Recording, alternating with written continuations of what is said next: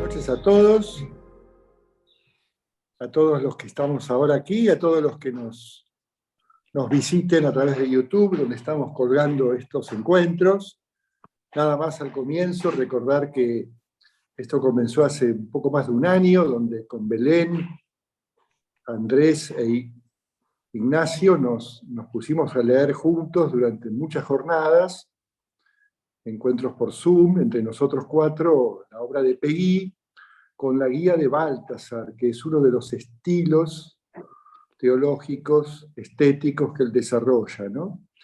Bueno, lo que estamos comenzando hoy es una secuela de ese momento, impactados por la profundidad que nos llevan cuando los autores que leemos están realmente marcados en su corazón por la belleza de Dios. Y entonces cuando producen sus creaciones, son al mismo tiempo artísticas y llenas de el vigor de decisiones éticas y de nuevas comprensiones de la vida y de la fe. Entonces simplemente estamos continuando bajo la guía de Baltasar en su estética y también en su teogramática, tomando algunos de los autores que él sugiere, sumergirnos, mostrando su vigor estético, su profundidad, el impacto de la belleza de Dios y la belleza de su creación. Y entonces, al mismo tiempo, también, secundariamente, vamos viendo ciertos rasgos de la teología de von Balthasar.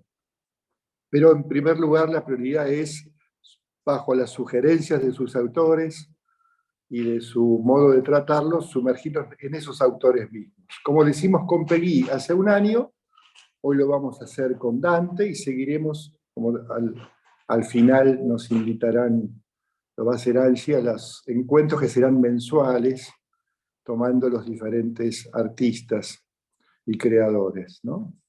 En aquel momento con Peggy hicimos 2 encuentros, pero ahora va a ser un único encuentro. Cada vez 2 de nosotros va a tomar el autor y el resto haremos un acompañamiento de las preguntas, que esperamos preguntas, comentarios que todos los presentes quieran hacer y al mismo tiempo alguna conclusión. Así que hoy van a estar Belén e Ignacio haciendo la presentación, más o menos 20-25 minutos cada uno. Si ustedes cuando van escuchando toman nota de las preguntas que tengan, háganlo, porque habrá un espacio para preguntas que conducirá Andrés y que luego haremos un cierre sucinto. Así que nada más como presentación.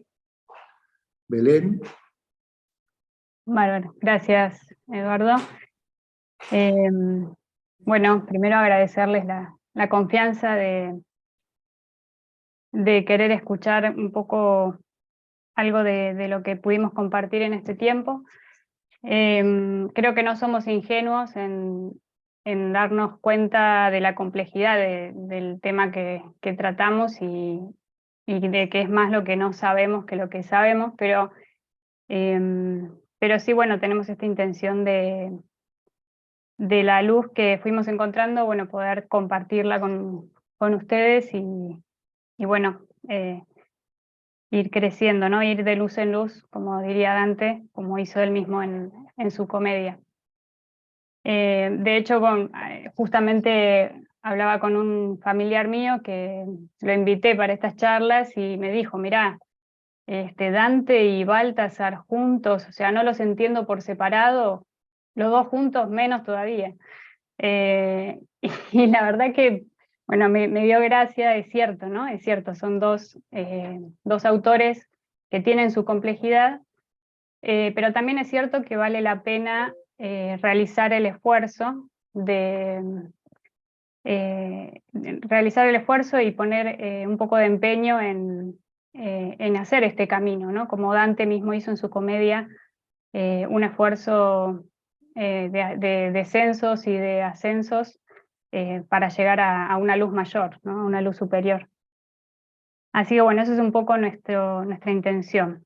Les comparto pantalla para que vayan siguiendo la exposición.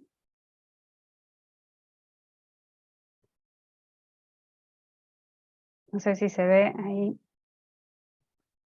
Impecable. Bien. Bueno, un poco quería empezar con esta imagen de esta pintura de Dante, de Domenico di Michelino, que es este pintor florentino. Bueno, es una de las pinturas más conocidas, ¿no? Pero me llamaba la atención este deseo del pintor de hacer una síntesis, ¿no? De poner un poco todo en escena. Ahí vemos la ciudad de Florencia de un lado, el infierno del otro, detrás el purgatorio, la montaña del purgatorio, y el cielo, ¿no? Y Dante sosteniendo lo que suponemos que es su comedia. Bueno, este enorme esfuerzo del pintor por hacer una síntesis. Y bueno, y algunos le critican que falta lo más importante, ¿no? Que sería Beatriz, pero la realidad es que hacer síntesis, pensaba, ¿no? de una figura como Dante es sumamente complejo, ¿no? Porque el mismo Baltasar va a decir que es un verdadero acontecimiento, ¿no? Esta figura de Dante en la historia del espíritu humano, por esta capacidad que ha tenido de realizar síntesis de muchas cosas, de la escolástica y de la mística, de la antigüedad clásica y del cristianismo, del imperio y de la iglesia, ¿no? De la poesía, de la trova cortesana y de la sabiduría escolar de la Edad Media. De alguna forma milagrosa logra Dante incorporar todas estas cosas que parecerían en cierto modo opuestas, y lograr una armonía, ¿no? Y una obra de la envergadura de la comedia y de sus otras obras también. Y bueno, nosotros seguimos un poco el estudio que hace Baltasar en su monografía,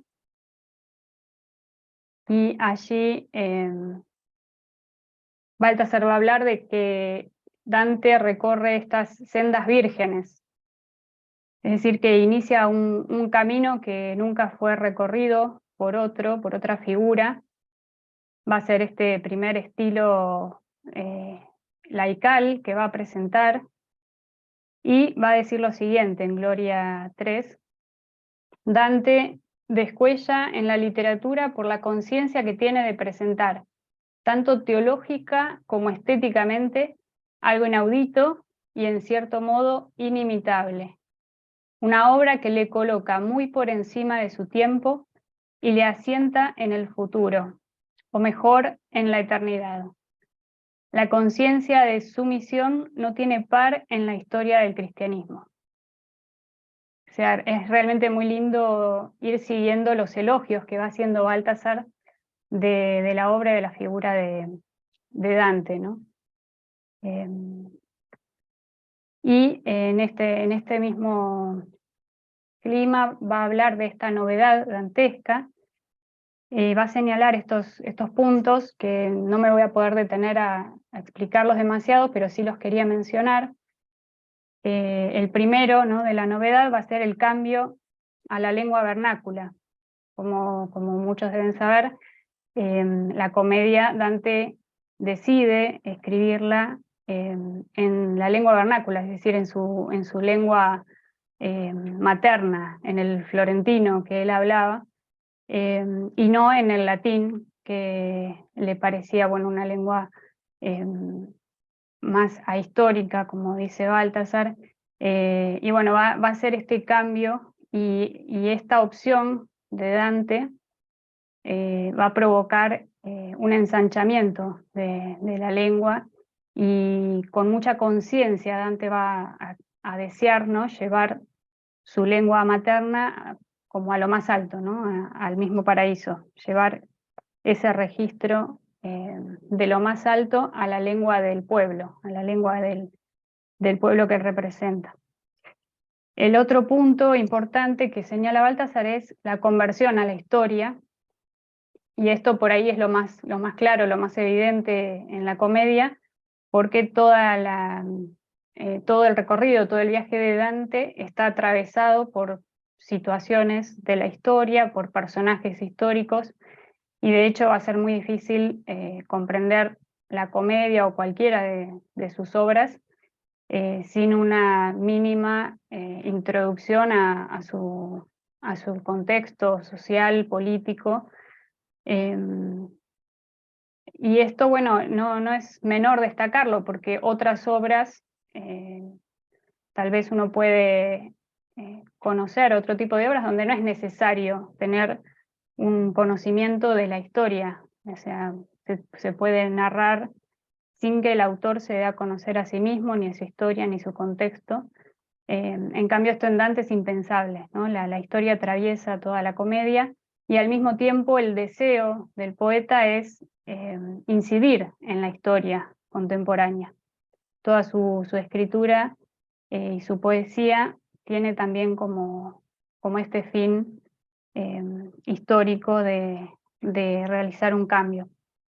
Y el tercer punto va a ser el de la conversión a la laicidad, que es el que le va a dedicar más desarrollo, más páginas Baltasar, y ahí va a hablar, bueno, de la personalidad, del destino y del eros de Dante. En cuanto a la personalidad, bueno, es curioso, señala mucho las paradojas de Dante. Sobre todo pone el acento en el hecho de que nada de lo terreno va a ser ajeno para Dante, y que tampoco nada de lo divino. Y esto también, a medida que uno va leyendo la comedia, en distintos encuentros que Dante va teniendo, uno va registrando que Dante espera con su poesía recibir los laureles de poeta, por ejemplo, recibir eternizarse a través de su obra, y al mismo tiempo también va a desear el ser coronado, recibir la corona de la fe, ¿no? De manos de San Pedro, o sea que esta doble dimensión permanece siempre en él, y no renuncia nunca a una por la otra. No le parece que por recibir la corona de la fe no pueda también recibir los laureles de poeta. Y Baltasar, bueno, va a explicar, va a decir cómo esto en Dante demuestra, ¿no?, una personalidad de alguien magnánimo, ¿no? Con una impronta que no va a repetirse en la historia. Sobre todo este sentido profundo que tiene de valorar la naturaleza, de su amor a los valores sobrenaturales y naturales en simultáneo. Después el tema del destino, que va a ser, sobre todo, va a señalar el hecho de que Dante va a ser exiliado en los últimos años de su vida, y allí va a escribir la comedia y la monarquía, algún otro texto. Y este exilio, este destino de ser exiliado, va también a abrir una nueva perspectiva en Dante, sobre todo una perspectiva que le va a permitir valorar mejor todas las realidades y abrirse a un nuevo sentido de esperanza, ¿no? Este ser desterrado de la ciudad de Florencia, que era para él su paraíso terrenal, lo va a abrir a nuevos paraísos, ¿no?, a nuevas perspectivas. Y finalmente el tema del eros, que va a ser el que más va a desarrollar y que va a tener que va a ser como su centro. Baltasar va diciendo que va de lo más superficial a lo más profundo, así que en este punto del eros ya estamos en lo más importante, que sería el amor personal de Dante, ese amor lleno de vicisitudes a lo largo de su vida. Y aquí puse una pequeña cita donde dice Baltasar que Dante, con su personalidad y su destino, entra en escena el amor personal lleno de vicisitudes. Por vez primera se habla de esto en la historia de la teología cristiana. El amor todoterreno de la Vita Nuova sube de etapa en etapa a la cima del paraíso, donde es celebrado como alma y motor de todo el viaje emprendido al más allá. Ese amor que entre dos criaturas se ha anudado en la tierra no se niega en ningún momento del itinerario a Dios, ni se desecha, ni deviene víctima de la clásica vía negativa, como con toda naturalidad se había hecho hasta Dante.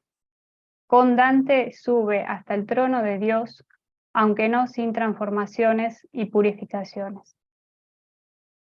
Aquí también, bueno, la referencia a la Vita Nuova es porque allí, en ese poema, Dante cuenta, narra su primer encuentro con Beatriz y hasta la muerte de Beatriz, y ese amor terreno que allí se inicia, nunca es desechado, dice, ¿no? Y es curioso, bueno, esto que señala Baltasar, que este Eros, este amor de Dante, no fue víctima de la clásica vía negativa, como con toda naturalidad se había hecho hasta Dante, es decir, no se negó ese amor de Eros primero, sino que se asumió y fue ascendiendo con las transformaciones y purificaciones que iremos viendo hasta el trono de Dios. Y bueno, la gran pregunta que es ineludible de hacer es esta, ¿no? ¿Quién es Beatriz? ¿Quién es Beatriz al momento de leer a Dante? Y bueno, aquí en este tema Baltasar es muy claro, y frente a muchas posiciones, él va a dejar en claro que Beatriz es una mujer, es una criatura de carne y hueso. Y esto es muy importante porque sin esta afirmación, toda la comedia y todo el aporte teológico de Dante caería. Así es que va a decir lo siguiente: el hecho de que la figura de la mujer amada aparezca en este caso adornada con aditamentos simbólicos no da pie a considerarla como mero símbolo o simple alegoría. Afirmarlo sería ridículo, porque símbolo y alegoría ¿de qué? ¿De la fe, de la teología, de la visión de Dios? Solo eruditos trasnochados son capaces de incurrir en semejante absurdo. Beatriz es evidentemente una doncella florentina de carne y hueso.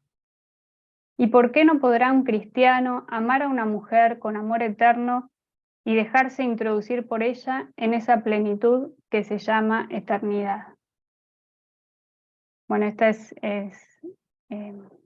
una cita bastante fuerte de Dante, ¿no? Casi que se enoja con aquellos que ponen todo el acento en lo alegórico de la figura de Beatriz. Dice, estos eruditos trasnochados, ¿no? Que quieren buscar en la figura real de una doncella florentina algo que no es, ¿no? Aunque ciertamente Dante y en la comedia encontramos muchas figuras alegóricas y la posibilidad de leer en Beatriz símbolos, pero eso no le quita absolutamente nada de su realismo de mujer y del realismo de ese amor real que Dante tenía por ella. Así es que bueno, esta pregunta por Beatriz va a ser central. Justamente va a decir, va a proponer esto, ¿no? Dice, es posible envolver la figura real de Beatriz en una red de preguntas sin fin. Lo mismo podrá hacerse también con la vida amorosa de Dante en relación a Beatriz. Pero de todos modos, queda el principio establecido por primera vez y nunca será posteriormente reafirmado de modo tan glorioso. Es el principio de que por amor del amor infinito no tiene el cristiano necesidad de desechar el amor finito. porque posee la capacidad de asumirlo y de insertarlo positivamente en el amor infinito. Bueno, no tengo que agregar nada a esto, ¿no? Este principio, dice Dante, más allá de que se lea Beatriz como se lea, más allá de cualquier crítica literaria posterior a Dante, ha quedado establecido en su comedia y de un modo glorioso, ¿no? Este amor finito no va a ser desechado y ha quedado asumido en el amor infinito. Y por eso también el aporte, ¿no?, de esta lectura que hace Baltasar sobre la comedia, sobre todo, aunque no solamente, él siempre va a estar mirando la totalidad de la obra, ¿no? Pero para Baltasar el quicio de la comedia está en la escena del encuentro de Dante y Beatriz, que al mismo tiempo va a ser la despedida de Virgilio, y por eso va a poner un acento especial en el purgatorio, en el tema del purgatorio, de la confesión e inspiración, como lo va a llamar, porque todo el recorrido anterior, o sea, para Baltasar, Dante trabajó arquitectónicamente, esperando, ¿no?, al servicio de este encuentro, de este canto, o de estos últimos cantos del purgatorio. Para Baltasar dice, nada hay en la comedia parangonable al vigor de esta escena, que es el punto crucial del poema. El eros ha crecido y madurado ya más allá de la subjetividad, asumiendo la forma objetiva del sacramento, y viceversa, la forma sacramental eclesial deviene necesaria, justificada y fidedigna como amor. Y aquí puse algunos tercetos de este encuentro, donde, como les decía antes, es el momento más dramático de toda la comedia, no solamente porque finalmente Dante se va a encontrar con Beatriz, que es lo que uno está deseando, ¿no?, y esperando desde que se empieza la lectura, sino también porque va a desaparecer Virgilio, que fue el guía, que fue este padre del alma de Dante, que lo acompañó hasta este punto del purgatorio. Dice así: apenas en la vista me golpeó la alta virtud que ya me había herido antes que yo saliera de la infancia. Me volví hacia la izquierda con el ansia con la que el niño corre a la mamá cuando tiene temor o está afligido, para decirle a Virgilio, ni una gota de sangre me quedó sin que me tiemble. Vuelvo a ver signos de la antigua llama.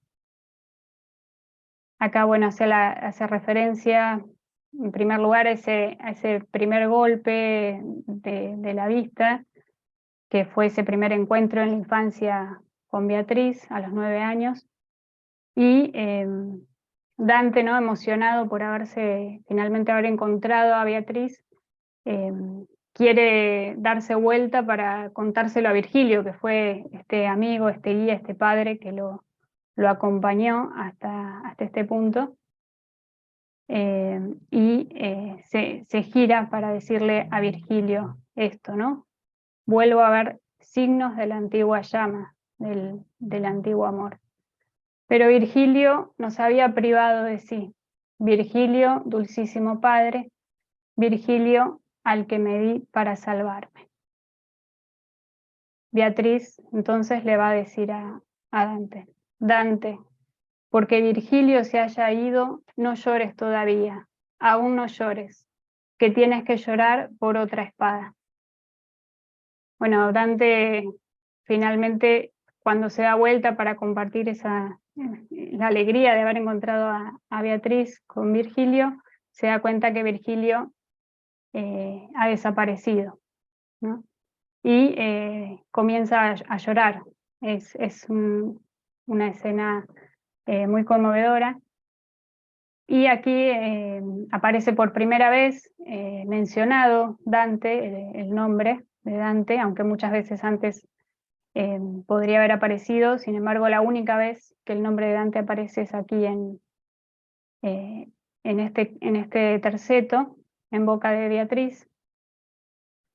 Y Beatriz le va a decir que no llore por Virgilio, porque deberá llorar por otra espada. Y esa otra espada,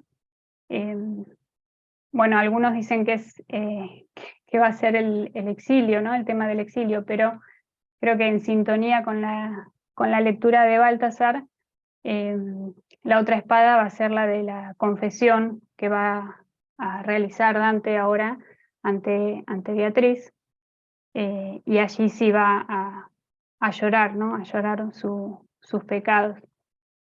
Esta escena, Baltasar, como les decía, dice que es el quicio de toda la comedia, y realmente los tres personajes también nos lo muestran, ¿no? Porque Virgilio, que vendría a ser como toda la antigüedad clásica, desaparece, pero lo ha llevado hasta allí a Dante, y por otro lado lo recibe Beatriz, que es la figura de la iniciación cristiana de Dante, de todo el cristianismo.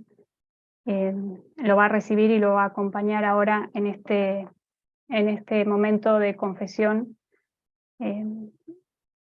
tan dramático. Siempre lo que comentábamos cuando leíamos la comedia, que el primer lector de estos cantos, cuando uno va leyendo, se esperaría algo, no sé, más romántico. Por lo menos yo, cuando venía leyendo la comedia y llegaba a este momento del encuentro entre Dante y Beatriz, no sé, por un espíritu más romántico hollywoodense, ni siquiera romántico, esperaría que Beatriz hubiese tomado otra actitud, ¿no? Y sin embargo, me sorprendió mucho, casi que me chocó, ¿no? Esta actitud de Beatriz, de la Beatriz tan severa. Y bueno, y justamente Baltasar va a explicar esta severidad de Beatriz, ¿no? ¿Por qué el rostro de Beatriz adquiere esta forma? Dante se percató bien de que la confesión ha de ser fuego devorador y acrisolador, y de que el fuego del purgatorio, después de la muerte, no puede ser otra cosa que la confesión existencial suprema, confrontación con el amor real, tal cual es en el cielo, y eliminación radical de cuanto sobre la tierra ha recibido temerariamente ese nombre.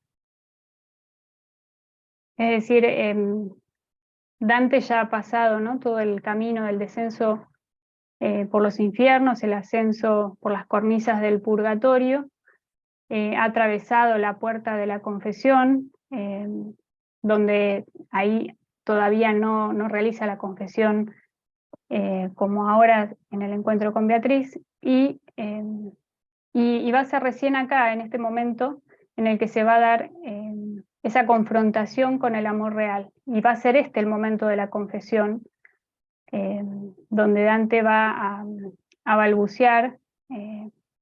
Dice el terceto que para oírlo fue preciso verlo, es decir, apenas balbucea su culpa, y va a recibir entonces en esta escena y en estos últimos cantos del purgatorio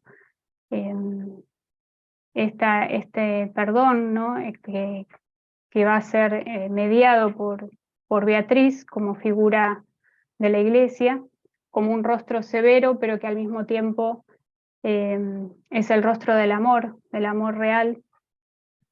Y es interesante que este juicio, ¿no?, este juicio escatológico, solo es posible en este marco del amor, digamos, porque también en el infierno ya Dante nos había mostrado un juicio sin gracia, que era el de cuando los condenados iban llegando al infierno. Minos era el que los recibía, y según la cantidad de vueltas que daba con su cola a cada condenado, era el círculo del infierno al que correspondía que fuera destinado para padecer eternamente. Allí en el infierno hay un juicio, pero que es un juicio sin gracia. En cambio acá en el purgatorio, este juicio que va a venir sobre Dante va a ser severo, pero por la radicalidad del amor de Beatriz.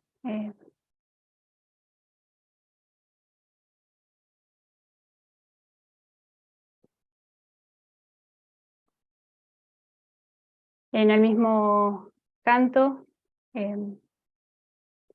describiendo a Beatriz, va a decir, majestuosa y con actitud altiva, prosiguió como aquel que cuando habla guarda para el final lo más ardiente.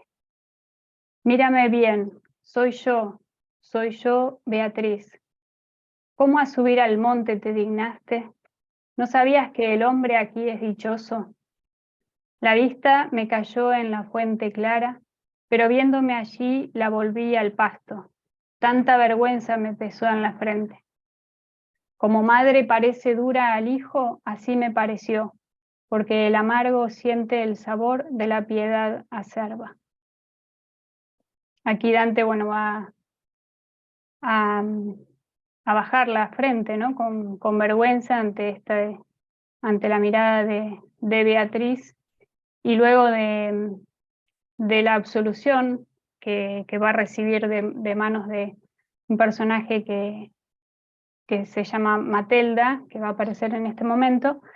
Lo van a introducir a Dante en un río, en el Leteo, boca abajo, ¿no? Como un gran bautismo, que va a hacer que él pueda olvidar todos los pecados y las culpas, y luego lo van a hacer beber de la fuente del río Eunoe, donde va a recordar todas sus virtudes, digamos, ¿no? Y luego de esta escena, de estos cantos sacramentales, ¿no? De confesión, Dante va a poder proseguir ya su viaje, su camino, con la mirada puesta en Beatriz como su máxima inspiración, y haciendo de Beatriz ya su fuente de inspiración más libre.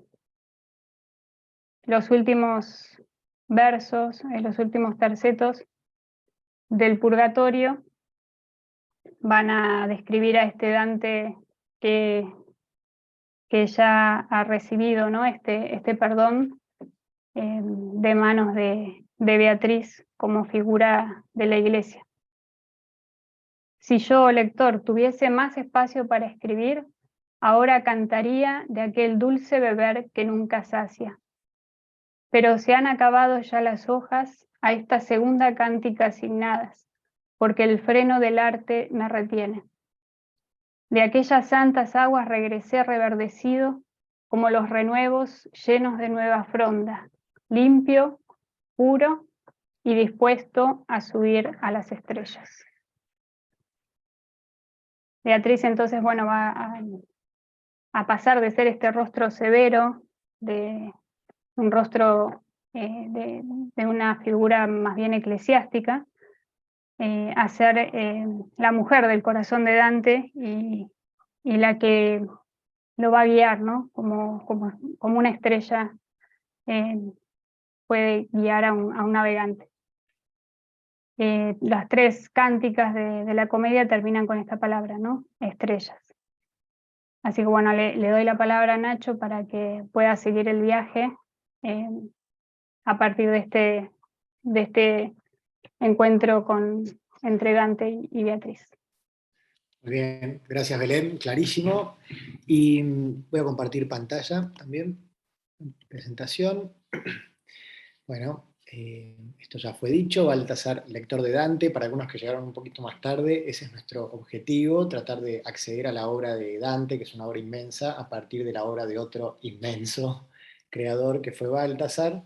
Fundamentalmente nos estamos centrando en una monografía que escribe Baltasar, son 100 páginas más o menos, y que publica en el tercer tomo de Gloria, que es su estética teológica.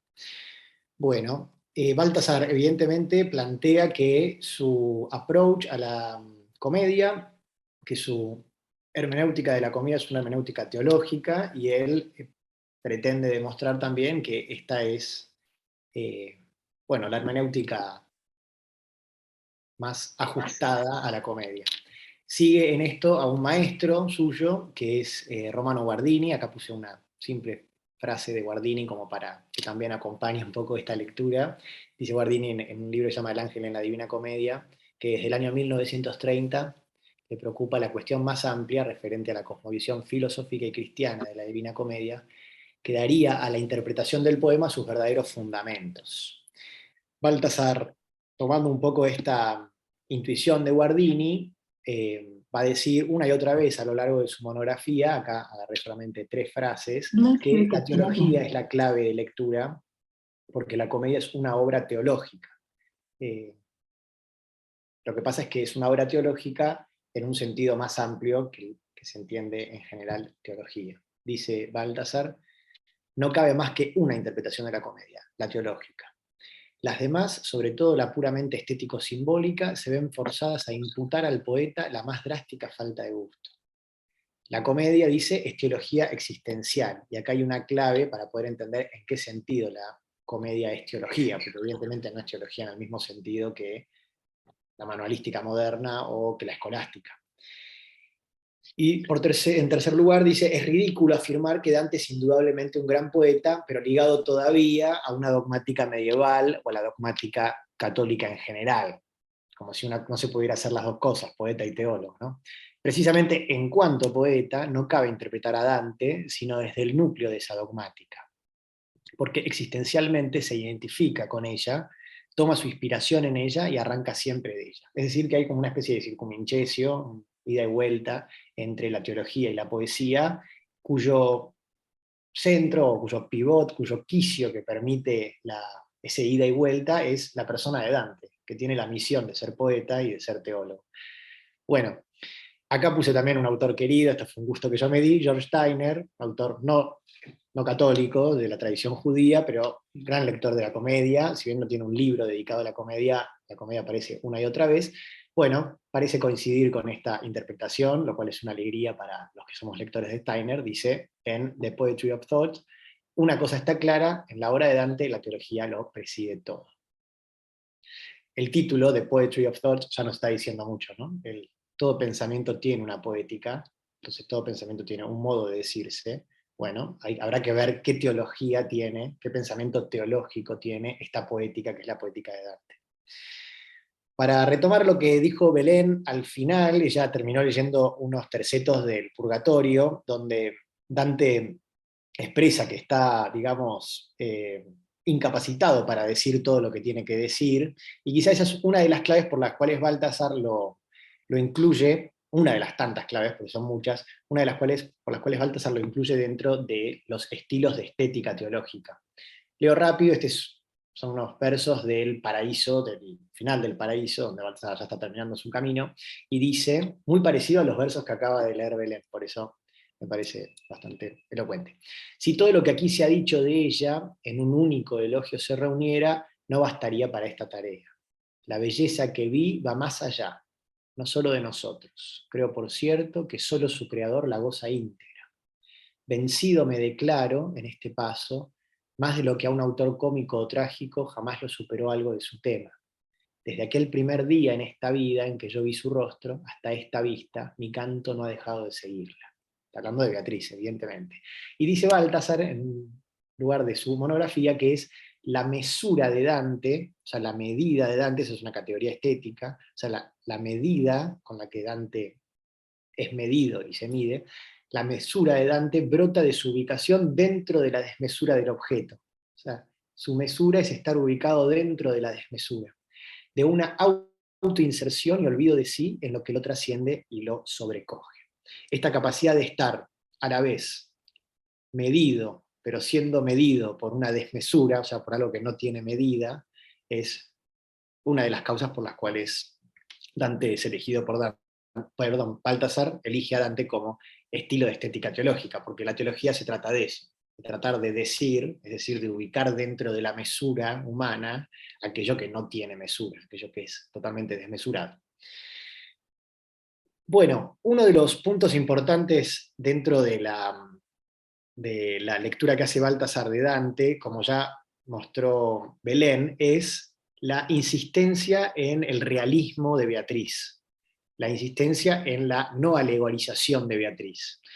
Ahora bien, si se habla de que Beatriz es real, digamos, una mujer florentina de carne y hueso, eso tiene su fundamento en una dogmática, que es la dogmática de la comunión de los santos, que Dante experimenta como algo absolutamente real, vital y existencial, no como una idea abstracta, sino como algo que efectivamente sucede, que existe y que le sucede a él.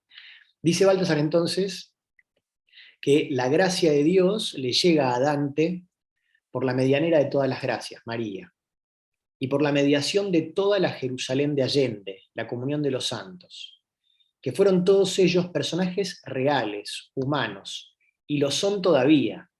Es decir, María, todos estos santos no son ideas, no son abstracciones, no son nombres genéricos, no son objetos de una fe racional nada más, sino que son personajes reales, de los que se destacan toda una serie de guías, intercesores y valedores especiales, cada uno de los cuales caracteriza a la comunidad entera del amor. En cuanto plasmada por Dios y destinada a Dante como su amada eterna, Beatriz tiene el mismo grado de realidad que los demás santos. Alegorías y símbolos desaparecen, una vez más esta insistencia de Baltasar en la no alegorización. Entonces, alegorías y símbolos desaparecen donde solo tienen vigencia las leyes de la Communio Sanctorum, que constituye el fundamento de la Divina Comedia y hace que ésta no sea uno más de los romances medievales sobre aventuras trascendentes, ni tenga cosa que se preste a confusión con los relatos visionarios de entonces y de después. Bueno, como muchos deben saber, la comedia está enmarcada por la comunión de los santos, en el sentido de que, si bien Dante hacia el final de la comedia se encuentra con los santos, con Tomás, con Francisco, con Bernardo, se encuentra con la Virgen, ya aparece la comunión de los santos en el incipit de la comedia. Es como si la comunión de los santos abrazara todo el viaje de Dante. En el segundo canto del infierno, Dante le pregunta a Virgilio por qué está ahí, qué está haciendo ahí, y entonces ahí Virgilio le explica, bueno, que no es que a él se le ocurrió venir, sino que en realidad hay una especie de complot en el cielo, o una especie como de logia en el cielo, que se han unido un par de mujeres, se han complotado porque hay que salvarlo a Dante. Bueno, esta imagen que está acá, digo nomás como dato, es de Salvador Dalí, es una acuarela de Salvador Dalí, y la traducción que estamos usando es la traducción de Claudia Fernández Speyer, que, bueno, salió hace muy poquito, así que bueno, está presente acá en el Zoom también, así que la nombramos. Bueno, vamos a mirar rápidamente la cadena de intercesores como para ver cómo al principio de la comedia ya está dicho que todo debe ser entendido desde el amor que viene del cielo, incluso el infierno, y eso va a ser un punto interesante de la propuesta de Baltasar, que también el infierno tiene que ser entendido desde el amor que viene del cielo. Bueno, dice el poema de la Divina Comedia en el canto número 2 del infierno. Dice Dante, le pregunta a Virgilio, mas dime por qué causa no te guardas de bajar hasta aquí, hasta este centro del amplio sitio al que ardes por volver. Le pregunta a Virgilio, ¿por qué bajaste hasta donde estoy yo en esta selva oscura? ¿No? Puesto que tu saber quiere ahondar tanto, te diré brevemente, respondió Virgilio, ¿por qué no temo venir hasta aquí dentro? Dama gentil se apiada desde el cielo de aquel impedimento al que te mando, quebrantando un duro juicio de allá arriba. Es decir, hay un duro juicio en el cielo, pero hay una dama gentil que decide quebrantar ese duro juicio. Ella, esta dama gentil, que es la Virgen María, pero en el infierno no se puede decir la palabra María, pero la dama gentil es María, que decide quebrantar un duro juicio, es decir, quebrantar la justicia del cielo, porque lo ve a Dante perdido. La llama a Lucía, Santa Lucía, que era una santa querida por Dante. Ella llamó a Lucía a su servicio y le dijo, te necesita ahora tu fiel devoto, y yo te lo encomiendo. Ya vemos dos mujeres que están complotadas porque Dante está perdido, la Virgen y Santa Lucía. Lucía, que se opone a las crueldades, se movió y vino al sitio en que yo estaba sentada al lado de Raquel Antigua. Beatrice, dijo, loa verás de Dios, ¿por qué no ayudas al que te amó tanto, que por ti se apartó de los vulgares? Es decir, la Virgen, Lucía y Beatriz. Beatriz es parte de la comunión de los santos. Beatriz está en el paraíso, es parte de la comunión de los santos, tiene la misma realidad que los santos. María le dice a Lucía, Lucía le dice a Beatriz, ¿no escuchas tú la angustia de su llanto? ¿No ves acaso la muerte que él combate en aquel río que ni el mar supera? No hubo nunca en el mundo alguien tan rápido en hacer su beneficio o huir su daño como yo tras oír tales palabras. De mi trono beato bajé aquí, confiando en tu palabra venerable, le está hablando a Virgilio, Beatriz le está hablando a Virgilio. Entonces Beatriz baja de su trono venerable, confiando en tu palabra venerable, perdón, la palabra venerable es de Virgilio, que te da honor y a quienes la han oído. Después de haberme dicho esto, dice Virgilio, volvió los ojos brillantes por las lágrimas, y esto me hizo venir aquí más pronto. Es decir, la Virgen lo ve a Dante perdido, a la mitad de su vida, sin saber para dónde ir en la selva oscura, le dice a Lucía, Lucía le dice a Beatriz, son 3 mujeres en el cielo, lo van a buscar a Virgilio, que era el poeta querido por Dante, que misteriosamente entra dentro de la lógica de este complot. O sea, misteriosamente hay algo que posibilita que Virgilio, que no pertenece al paraíso, según el sistema de división, infierno, purgatorio, paraíso, Virgilio no pertenece al paraíso, pero hay algo que es el amor, que hace que de repente alguien, la más alta de las cimas del cielo, con una santa y con alguien que no está canonizado, se puedan complotar con alguien que se encuentra en el limbo, es decir, que no se encuentra en el paraíso, para poder ayudar a alguien que está en la tierra. Cielos y tierra están conectados, hay conexión entre cielo y tierra, y esa conexión está basada en un vínculo real de amor, que es el vínculo de la Virgen, de Lucía, de Beatriz y de Virgilio por Dante. Ahora pasamos a la cuestión del infierno, que es un tema muy álgido y en el cual, en general, Baltasar no coincide con el resto de los comentadores. Acá hay algo bastante original de Baltasar. Hasta acá hay varias cosas originales, pero acá hay un punto bastante original. Baltasar lo que hace es decir, bueno, si en el centro de la comedia está el momento del encuentro entre Dante y Beatriz, o sea, el encuentro de la purificación, y si después lo relevante es que el cielo está intercediendo por amor, por Dante, es decir, las leyes de la comunión de los santos son las leyes que llevan adelante la comedia, entonces hay algo que debe suceder en el infierno, que debe ser como una especie de operación que hace Dante desde dentro del sistema que él recibe. Para decir brevemente, Dante recibe un sistema, él recibe un sistema teológico, que propone, básicamente, para decirlo a grandísimos rasgos, que, bueno, lo que ya sabemos, ¿no? Que una persona es juzgada y que es enviada al infierno o al purgatorio y después al paraíso. Eso es lo que él recibe como catequesis, bueno, en fin, normal. También recibe una catequesis sobre la justicia divina y sobre la impasibilidad divina. Es decir, si hay alguien que está condenado, uno tiene que sintonizar con la justicia de Dios. Entonces, no hay lugar para la compasión con el condenado, porque lo recto, lo justo, es que esa persona esté ahí, esté condenada. Entonces, bueno, si es la justicia de Dios la que se está cumpliendo, habrá que aceptar la justicia de Dios, porque si están en el infierno, será porque Dios quiere que estén en el infierno. Entonces, yo desconozco las razones, pero es lo mejor porque es lo que Dios quiere. Bueno, entonces Dante va a entrar dentro de este sistema, o sea, va a ingresar dentro de este sistema, que hasta Dante, hasta el momento de Dante, era un sistema abstracto, era una verdad, pero todavía no había sido una verdad asumida existencialmente. De repente, dice Baltasar, un ser humano de carne y hueso, con un corazón, entra dentro de un sistema abstracto, y lo hace explotar por dentro. Vamos a leer esta página de Baltasar, que quizás ya la leyeron mientras yo hablaba, pero la leemos juntos. El viaje por el infierno sería, pues, para Dante, un ejercicio de pura objetividad, y por ende, una poda de toda compasión demasiado humana, no acorde con el excelso orden cósmico.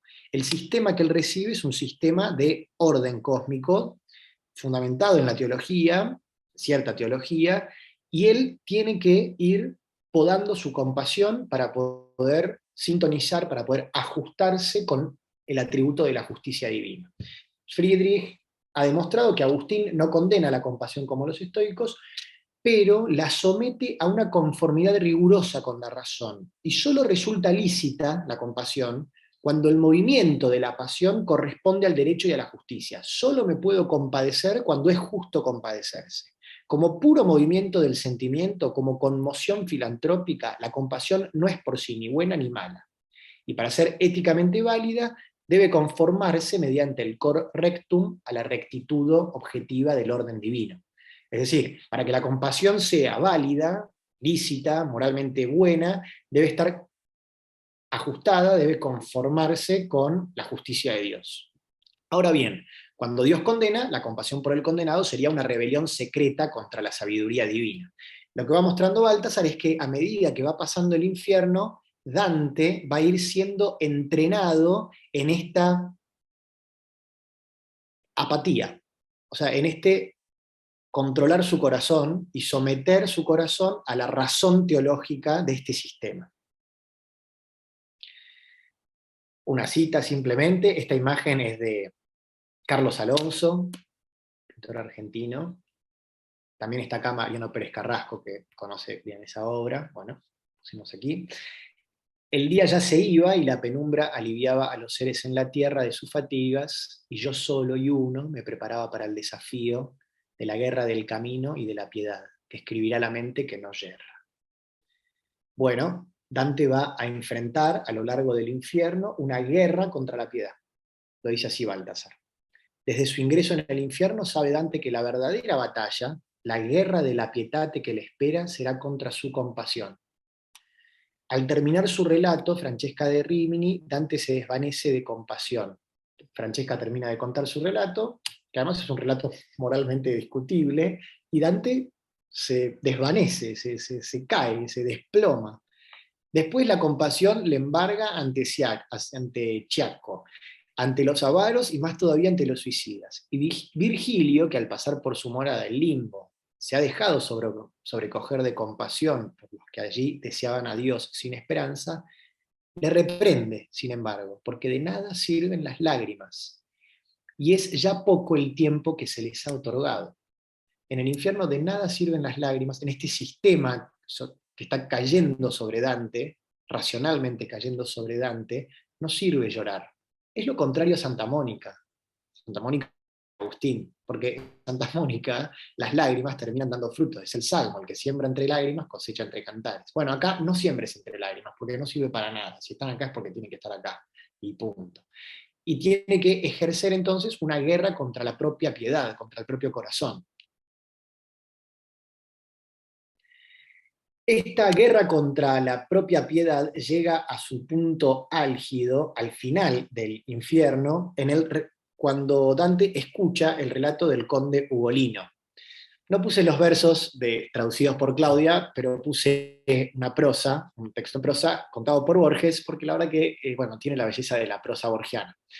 Esto es para escuchar cuál es el relato que escucha Dante al final del infierno. En el octavo círculo, en la última fosa del octavo círculo, escucha este relato. En el fondo glacial del noveno círculo, Borges me corrige, Ugolino roe infinitamente la nuca de Ruggieri degli Ubaldini y se limpia la boca sanguinaria con el pelo del repro. Entonces Borges está comiendo la nuca de Ruggieri. Alza la boca, no la cara, de la feroz comida y cuenta que Ruggieri lo traicionó y lo encarceló con sus hijos. Entonces Ugolino fue traicionado y encarcelado con sus hijos.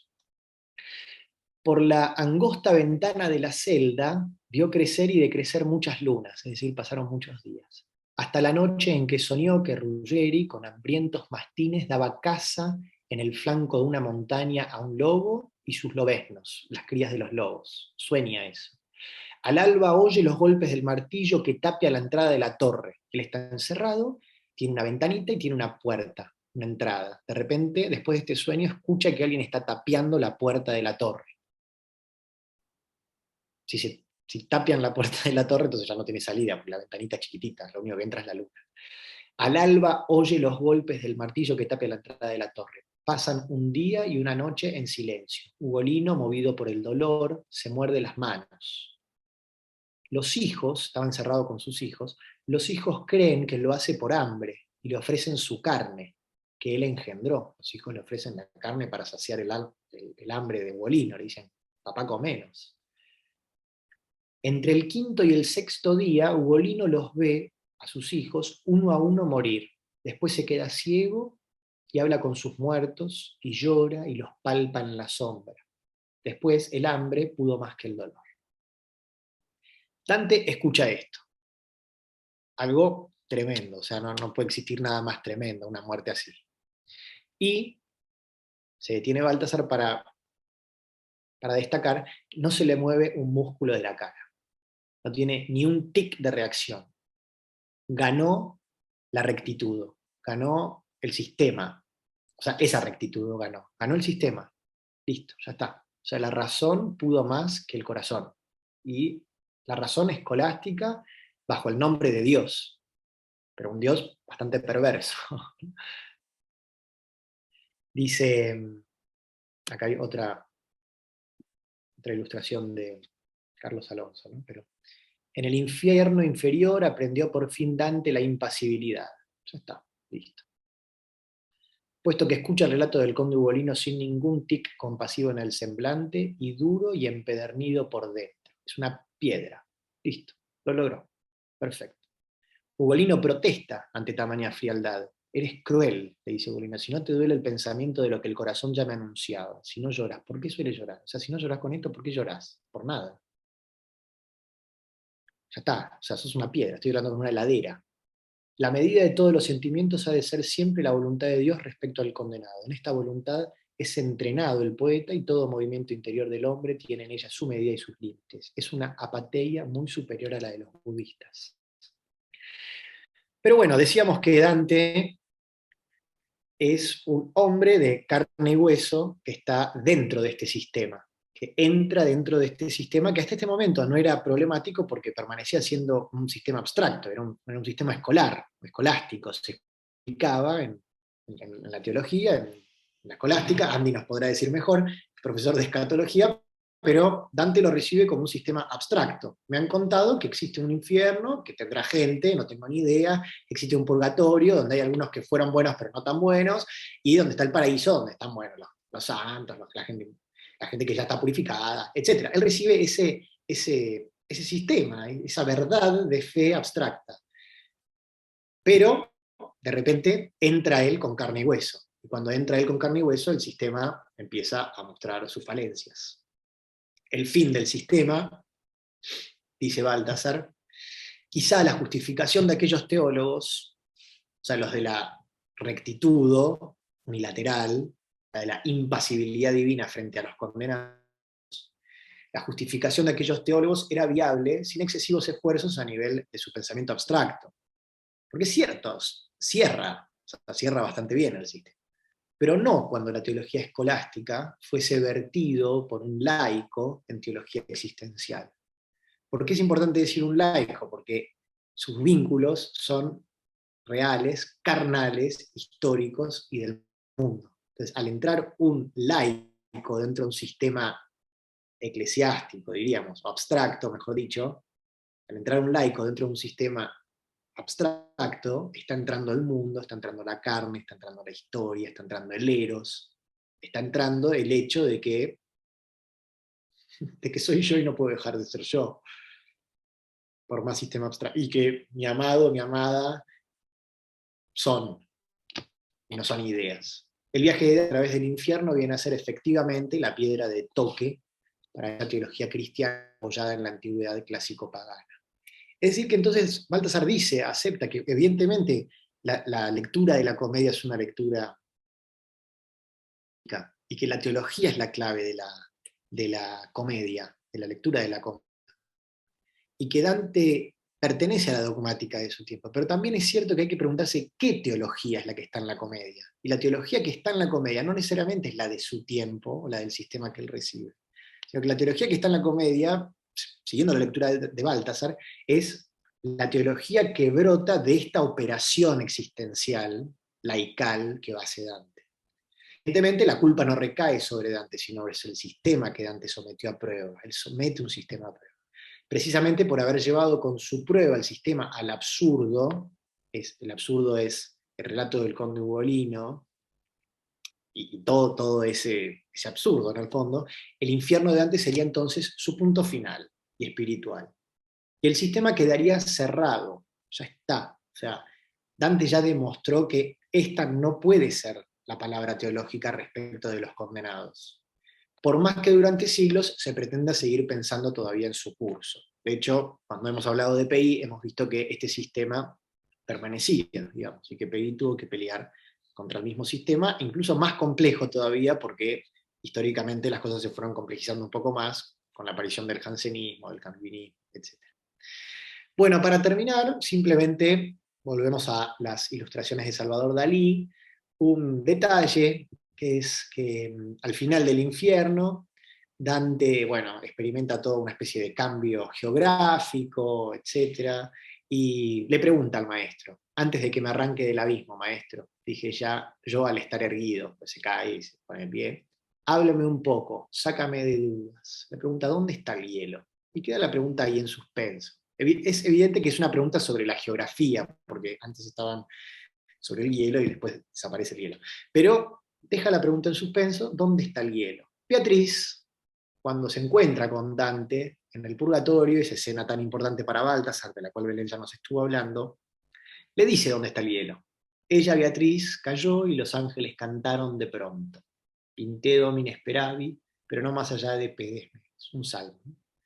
Como la nieve entre las vigas vivas por el dorso de Italia se congela, o sea, como la nieve entre las vigas por el dorso de Italia se congela, soplada por los vientos eslovenos, yo así estaba sin suspiros y sin lágrimas, antes del canto de los que siempre cantan, tras la nota de los eternos giros.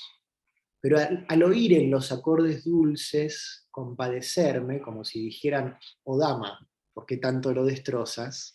O sea, Beatriz lo destroza a Dante porque lo hace polvo en la confesión, es muy severa, entonces los ángeles cantan pidiendo misericordia para Dante. Entonces cuando Dante escucha eso, escucha ese canto de misericordia que están pidiendo por él, el hielo que mi corazón cenía se hizo espíritu y agua, y con angustia por los ojos y la boca huyó del pecho. El hielo estaba en su corazón, el hielo que mi corazón cenía, estaba ceñido en su corazón el hielo, y había sido ese sistema. Y la experiencia de ser él compadecido, de ser él juzgado y compadecido simultáneamente, le permite derretir el hielo. Por eso en el centro de la lectura de Baltasar está el momento de la purificación, o sea, el momento del purgatorio, el momento del juicio, que es severo. No se desecha el atributo de la justicia, no se desecha la rectitud o el correctum ni nada.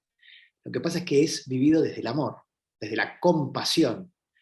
Al ser él compadecido, entonces el sistema de no compadecerse explota por dentro. Bueno, muy bien, hasta acá las presentaciones. Muchas gracias por escucharnos. Muchas gracias a Belén y a Ignacio, la verdad que muy claro y profundo lo de ambos, nos fueron llevando pedagógicamente.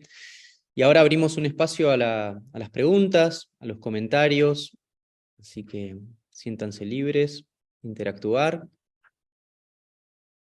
Esa es la gracia de este momento, poder compartir y tener ecos.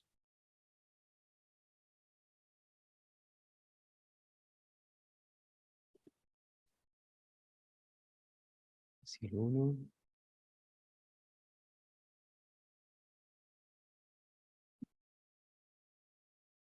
A ver.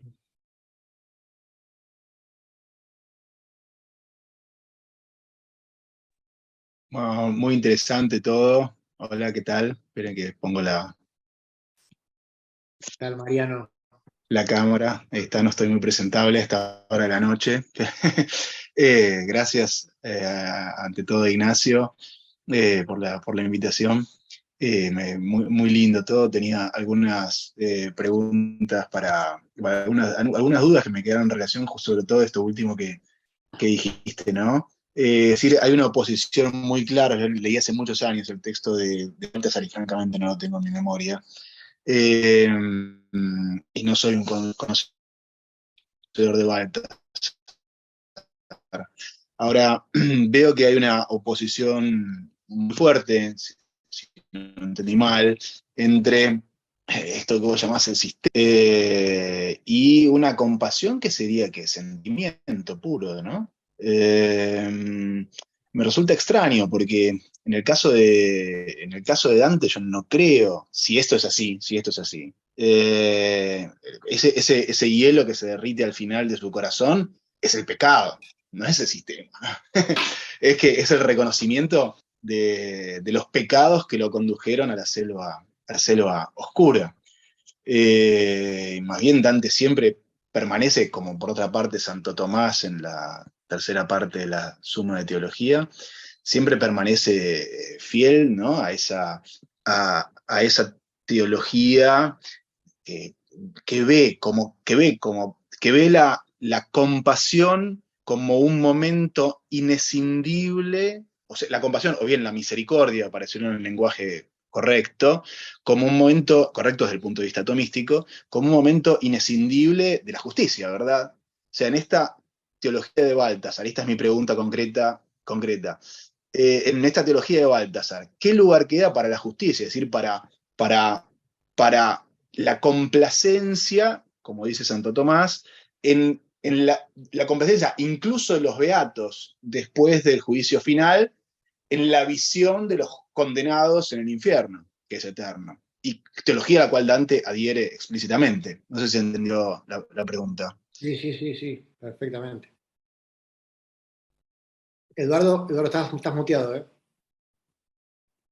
Decía, para sumarme a tu indagación que me parece muy rica, que la pregunta englobadora de la pregunta que hiciste y otras es ¿qué lugar queda para la esperanza? Aceptada la justicia y aceptada la misericordia superior, pero no una misericordia que degrada la justicia, ¿qué lugar queda para la esperanza? Porque la síntesis medieval, que Tomás simplemente la continúa, está basada en San Agustín. San Agustín no todo, sino más bien anciano, en sus últimos escritos, en donde dice que uno no puede esperar por los condenados, porque estaría contradiciendo la justicia divina. Entonces, la aceptación de algunos condenados por Dios, yo debo sintonizar impasiblemente, o sea, sin compasión, lo cual contradice la compasión de Dios, ¿no? Y el punto es que lo que en Peguis resultó muy claro, ya aquí en Dante, como que culmina ese sistema, culmina en el sentido que lo hace ya acabado, no puede continuar más, por más que dure varios siglos en la teología sistemática, pero ya la lectura de Dante la supera asumiéndola. Y en ese sentido la discusión teológica con el autor que mencionaba Ignacio, ¿no? O sea, no solo veo cómo Dante, por la purificación del eros, ágape de Beatriz, comunión de los santos, realiza el camino, sino que además me está dejando una mirada para atrás de que todo ese infierno, por modos que no conozco ahora, también están atravesados por esa misericordia que ves en Dante.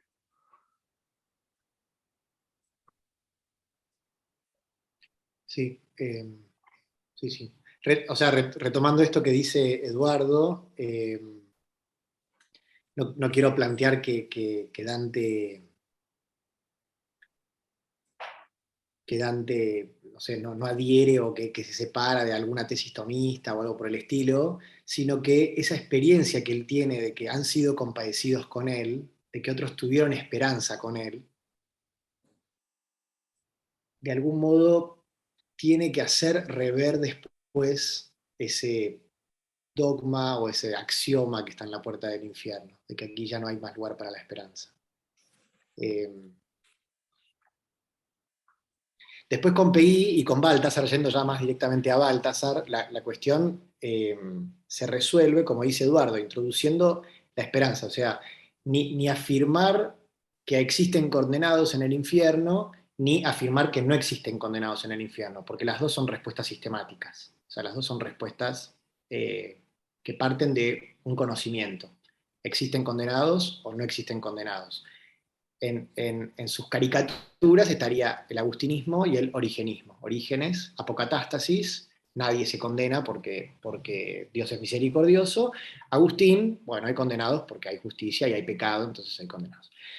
Agustín, digamos, en su versión, digamos, más anciana y más caricaturesca también. Pero bueno, entre el agustinismo y el origenismo, lo que Baltasar propone es introducir la esperanza. O sea, lo que no podemos saber por la fe, no tenemos datos de fe. ¿Por qué no tenemos datos de fe además? Porque el juego sigue abierto.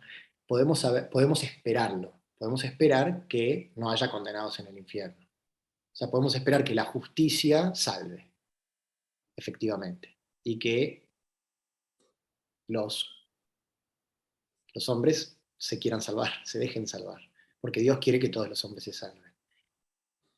Y bueno, el juego está abierto, digamos. O sea, digamos, el tiempo está abierto. Es cierto, lo que Baltasar detecta en Dante, es la introducción retroexistencial, digamos, o sea, como si dentro del sistema infernal ya se empezaran como a desajustar las tuercas, digamos. Después sí, la historia de la teología va a tener que continuar mucho.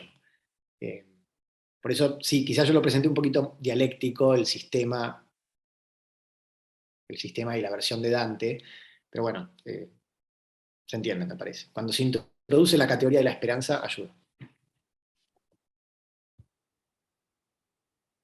De todas maneras, da mucho temor hablar sobre la comedia con Mariano Pérez Carrasco y otros enfrente, pero bueno, de eso se trata, ¿no?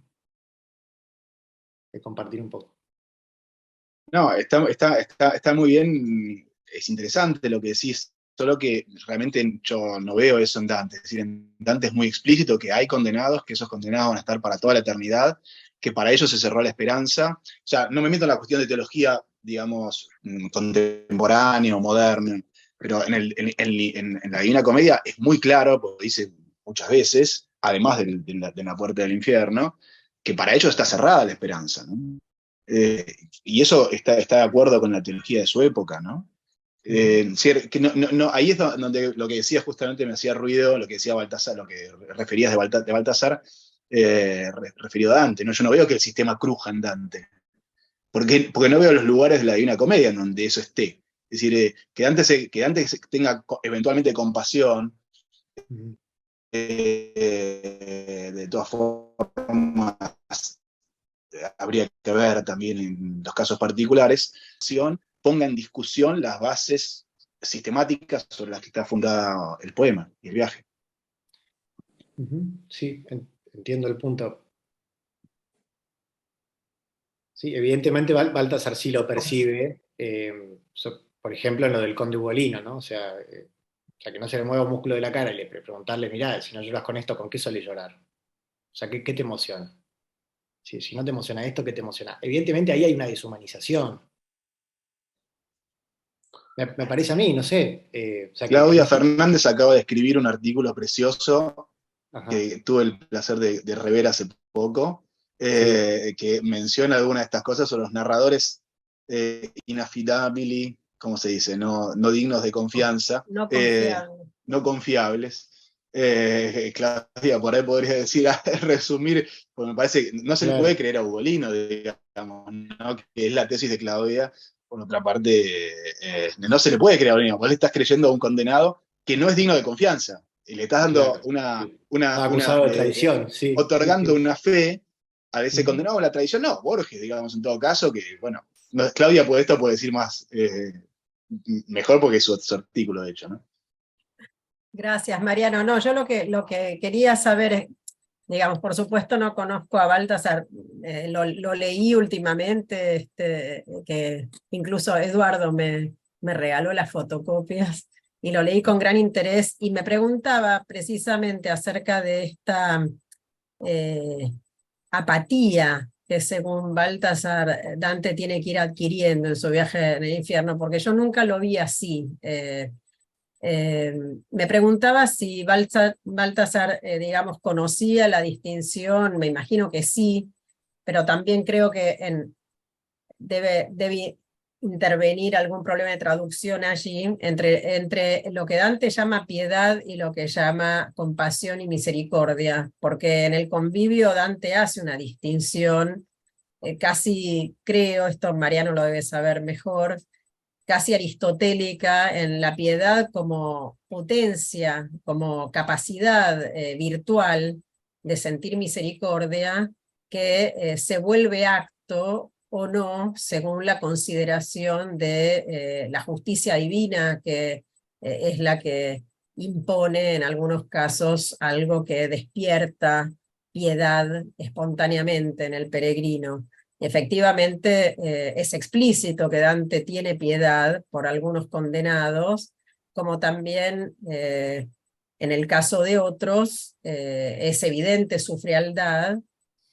En el caso de Ugolino creo que, digamos,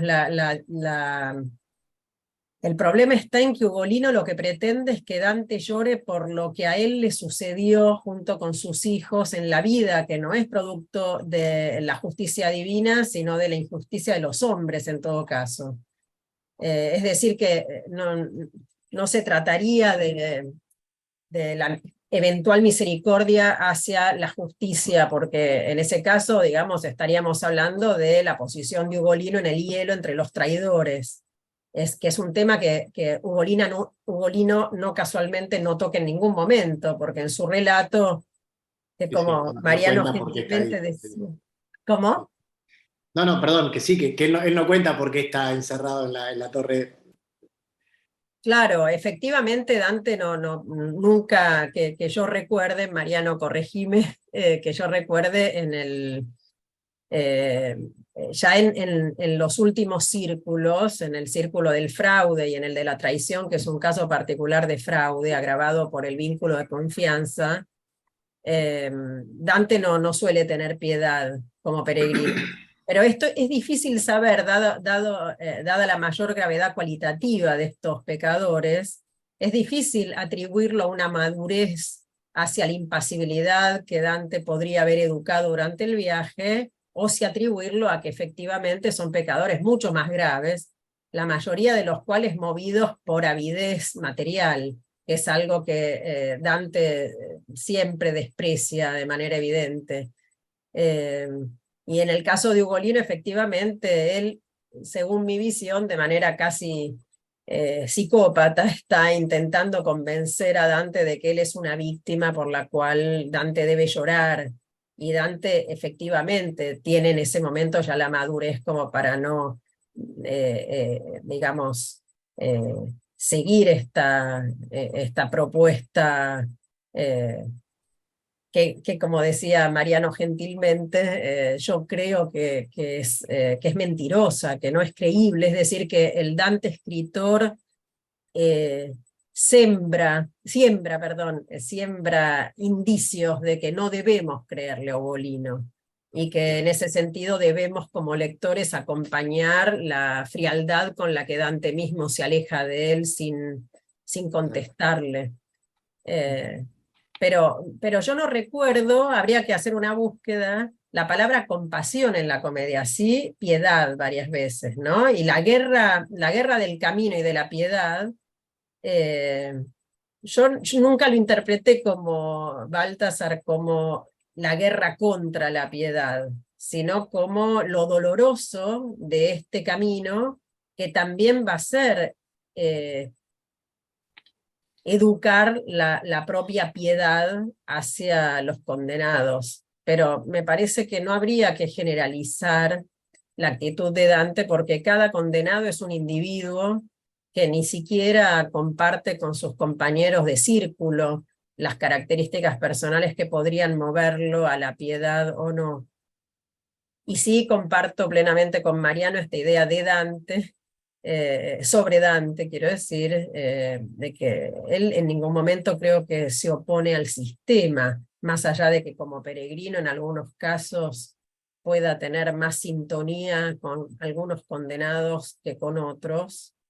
Creo que es muy claro en la comedia que el infierno está allí y hay condenados y que incluso después del juicio final van a seguir condenados, sufriendo más aún que lo que están sufriendo en la eternidad en la que Dante los ve. Yo creo, no sé si recuerdo mal, pero me parece que Baltasar en ningún momento dice que Dante se oponga al sistema que hereda, sino más bien que lo que sucede es que al realizarse esta teología existencial, allí es donde se empieza a desplegar hacia adelante, tal vez no en Dante en sí mismo como en su recorrido, pero sí al haber abierto esta puerta de una teología existencial, donde cada uno de los lectores volvemos a recorrer con él ese infierno y esas historias, esos descensos, esos ascensos, es allí donde me parece que Baltasar ve esta posibilidad de que se dé fin a este sistema. No tanto como una voluntad del autor, del poeta, de hacer estallar el sistema, como decía Nacho, de hacerlo estallar, sino que como una consecuencia de esta nueva teología, de este nuevo recorrido que se abrió a partir de Dante.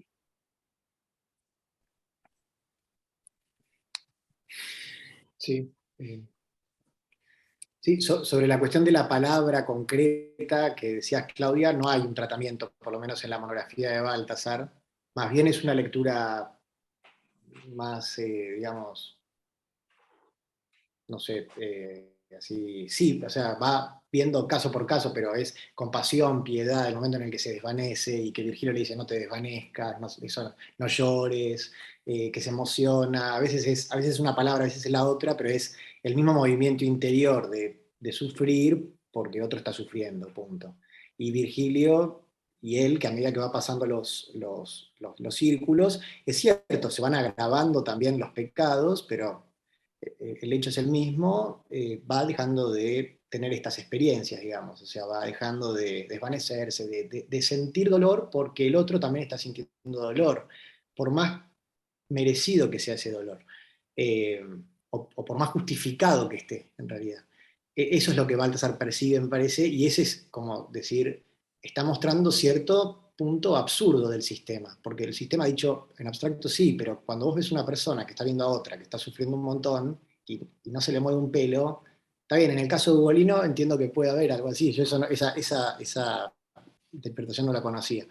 Pero bueno, se aplica también para lo de Francesca, que está al principio, como diciendo, bueno, te están contando algo que es feo, que es triste. También no te digo que lo aplaudas, que lo felicites por lo que hizo Francesca y que los cases a Francesca y al otro. No te estoy diciendo eso, pero por lo menos, o sea, sentir algo no está mal, ¿no? En ese sentido me parece que es el aporte. Eh, es cierto que ya están demasiado cargadas las tintas, pero bueno, ese es el punto por lo menos de Baltasar, sí. De eso se trata, ¿no? Baltasar, lector de Dante. Bueno, si no me equivoco, Alexandra, que está acá presente, está explorando el tema de la pietà con la asistencia de Mariano, así que cuando esté un poco más Nos va a poder avanzada, dar un aporte, sí, sí, va a sin poder. duda. Bueno, no sé si ya iremos un poco cerrando. Eduardo, ¿querés decir algo? Silvia Lastra, ¿quiere hacer algún comentario? Está muteada, pero bueno.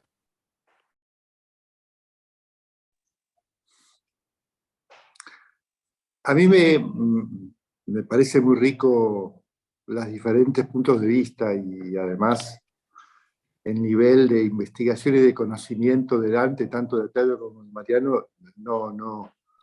No quiero ponerme a la altura, ni mucho menos. Desde la teología, lo que quiero señalar es que decir que el infierno de la Divina Comedia de Dante es una justificación estética de la síntesis medieval de la escatología es un exceso tanto estético como teológico. Y lo que dice, que es lo que se ha dicho muchas veces en mucha teología para Baltasar, no suficientemente ajustada, posterior a Dante. O sea, ha habido teólogos, moralistas, que sustentan en una lectura de la Divina Comedia la justificación de la que la síntesis medieval escatológica es correcta. Eso me parece que está claro. Ahora después, me parece, lo que dice Baltasar es que Dante aceptó sin discutir la sistemática teológica, pero por una estética superior a la sistemática teológica de la escatología, esconde la semilla de una superación de esa escatología, que no significa que si hay misericordia infinita no hay juicio, sino que significa que todo acto de juicio absolutamente indispensable y aceptado por cada uno de nosotros cuando seamos juzgados, en sí es un acto de misericordia y el paso por la justicia es liberador. Y esto hay que verlo más en la figura del recorrido de Dante que en las figuras de Dante del infierno. Lo que pasa que no es lo mismo sufrir las penas eternas de la condena que sufrirlas eternamente, ya usando una teología posterior, ¿no? Con base en el romanticismo y con continuación en el siglo XX. O sea, hay una analogía de eternidades en la que no hay por qué sujetar a Dante, sino una mirada retrospectiva, el propio recorrido de Dante, que se ve liberado de muchos también, y que además libera su época, su tiempo, la política de su tiempo, las figuras políticas de su tiempo y eclesiales y civiles. Al hacerlas pasar por ese juicio está provocando un movimiento, o sea, no una mirada unívoca de la palabra eternidad, sino una analogía de eternidades. Y en ese sentido, estéticamente, genera esa dialéctica que, aunque tarden siglos, colaboró Dante con el quiebre de esa sistemática medieval. Pero no lo quiero simplemente como apunte, lo digo, ¿no? La verdad, contentísimo porque la idea es generar la lectura de Dante, ¿no? Y lo mismo que todos nosotros, y captando que también hay una teología en Dante que cada uno tiene que indagar, sumergirse, y infinitamente rica, y que la idea principal es que los grandes creadores de figuras de belleza contienen un sumergirnos en la teología, nunca sistematizable racionalmente, sino es esa dinámica de un amor que siempre es más grande de Dios, y que bueno, esto no es lo que iba a decir como cierre, porque iba a decir que otras cosas que pueden quedar en el tintero, para no estirarnos más. Muy bien. Pero bueno, muchas gracias a Mariano y a Claudia, especialmente a todos por la atención y a Mariano y a Claudia por el diálogo, súper enriquecedor. Así es. Bueno, siempre habrá cosas para decir, pero vamos cerrando acá para no extendernos más, ya nos pasamos de lo que teníamos previsto. Gracias otra vez, y a los que quieran los esperamos el próximo martes 30 de mayo a las 19:30. Vamos a abocarnos a la figura de Ireneo de Lyon, un padre de la Iglesia muy potente en su teología y muy actual en su mensaje, una persona muy rica a la cual Baltasar le tenía mucha estima. Así que quedan todos invitados. Muchas gracias otra vez a los expositores y a Bien. todos los Gracias. Gracias. Gracias.